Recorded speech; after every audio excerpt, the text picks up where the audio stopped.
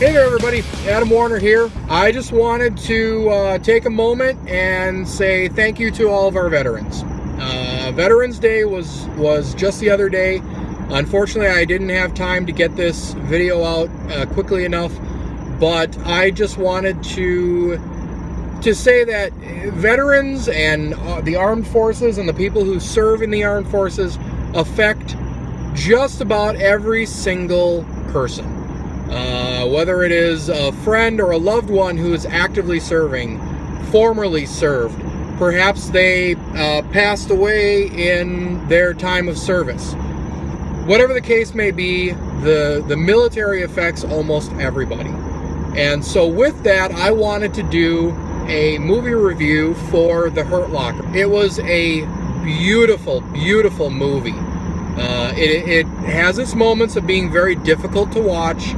People being killed, children being used as bomb transportation devices, almost like a human IED. These kinds of things are very difficult to watch, but it is very well done. It is very tastefully done. It is artistically done. It is a very, very good movie. The storyline revolves around Jeremy Renner plays Sergeant First Class William James, who is a bomb disposal expert. The man knows everything there is to know about bombs, how they're wired, how they're created, the blast radius that they have, the kind of damage that they can do, how they were intended to be used. The man knows everything.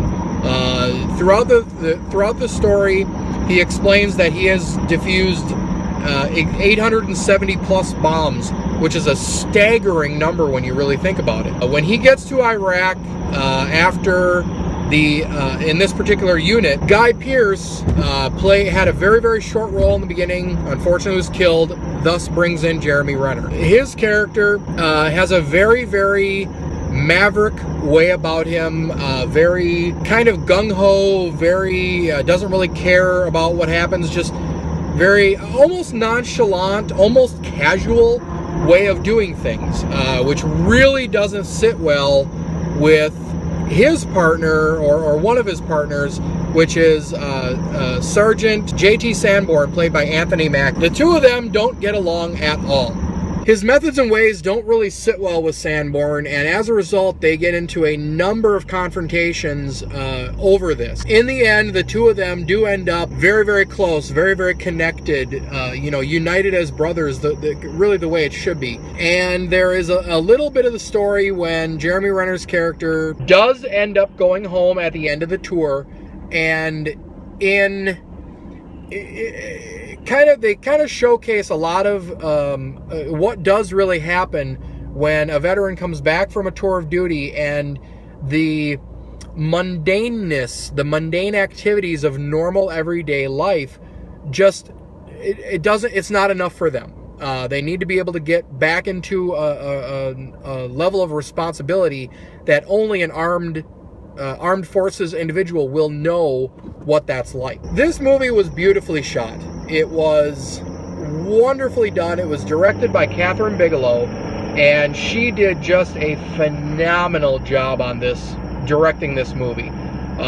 From slow motion, artistic shots to showing, kind of the detail and the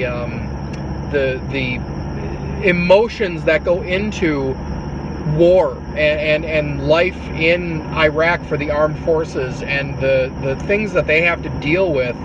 I think she really did it justice. And this movie has won 114 different awards across a variety of award platforms, from the Academy Awards to the BAFTAs to the Golden Globes, and a whole slew of other award presentations. Kathryn Bigelow also, several years later in 2012, also did Zero Dark 30, which was the story of the hunt for Osama bin Laden. Nonetheless, this movie is absolutely wonderful. It is such a great depiction of what goes on in Iraq for this very specific, division of the armed forces, the bomb disposal, and handling those situations and dealing with the emotions and the struggles of being, serving overseas and in the Middle East.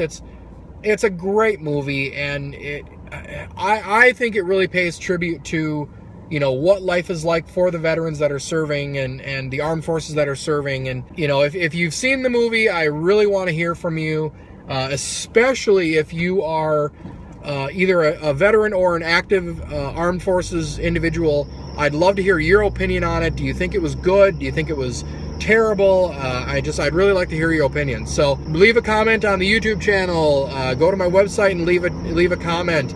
IfIGottaGetUp.com, or you can comment on Facebook and Twitter. I'd love to hear from you. Talk to you later.